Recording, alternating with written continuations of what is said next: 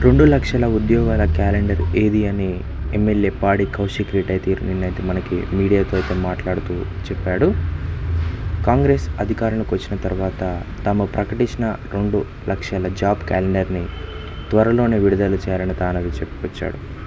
ఉమ్మడి రాష్ట్రంలో 60 ఏళ్లలో 3,23,396 మందికి ఐటీ రంగంలో ఉద్యోగాలు కల్పిస్తే కేసీఆర్ ప్రభుత్వం కేవలం 10 ఏళ్లలోనే 10 లక్షల మందికి ఉపాధి కల్పిస్తుందని చెప్పుకొచ్చారు. శుక్రవారం తెలంగాణ భవన్లో ఎమ్మెల్యే తెల్ల వెంకట్రావు, పార్టీ నేత గుత్తా అమిత్ రెడ్డి తదితరులతో కలిసి కౌశిక్ రెడ్డి మీడియాతో మాట్లాడారు. ఉద్యోగాల భర్తీ విషయంలో కాంగ్రెస్ అసత్యాలు పునాదిపై నిరుద్యోగ యువతను తప్పిదారి పట్టించిందని ధ్వజమెత్తారు. అలానే కేసీఆర్ ప్రభుత్వం 1,60,083 ఉద్యోగాలు భర్తీ చేసింది నిజమా కాదని చెప్పాలని కూడా డిమాండ్ చేశారు. కేసీఆర్ ప్రభుత్వం చిత్తశుద్ధితో ఉద్యోగాల భర్తీ చేసిందని శాఖల వారీగా భర్తీ చేసిన ఉద్యోగాల వివరాలను వెల్లడించారు.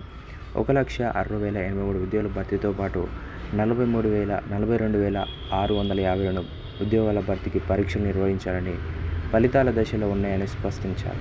కేసీఆర్ సర్కారు అసలు ఉద్యోగాలు ఇవ్వాలని ప్రచారం చేసిన కాంగ్రెస్ ఈ నెల 4వ తేదీన చెల్లించిన ఉద్యోగుల వేతనంలో కేసీఆర్ హయాంలో భర్తీ అయిన ఉద్యోగుల జీతాలు తీసుకున్నారో లేదో చెప్పాలని కూడా డిమాండ్ చేశారు. న్యాయస్థానంలో తేల్చుకుంటామని కూడా కాంగ్రెస్ నేత మాణిక్యం ఠాకూర్ తన మీద వేసిన పరువు నష్టం దావాను కోర్టులో తేల్చుకుంటామని కౌశిక్ రెడ్డి అయితే చెప్పారు. పీసీసీ అధ్యక్ష పదవి సీఎం రేవంత్ రెడ్డి 50 కోట్లు పెట్టి తెచ్చుకున్నారని కూడా అప్పటి కాంగ్రెస్ నేతలు, ప్రస్తుతం మంత్రుల్లో ఒకరైన కోమటిరెడ్డి వెంకటరెడ్డి, ఎమ్మెల్యే కోమటిరెడ్డి రాజగోపాల్ రెడ్డి చేసిన వ్యాఖ్యలన్నీ తాము ఉపయోగించారని, అందులో తానేమీ కొత్తవి చెప్పలేదని కూడా ఎమ్మెల్యే కౌశిక్ రెడ్డి అయితే చెప్పుకొచ్చాడు.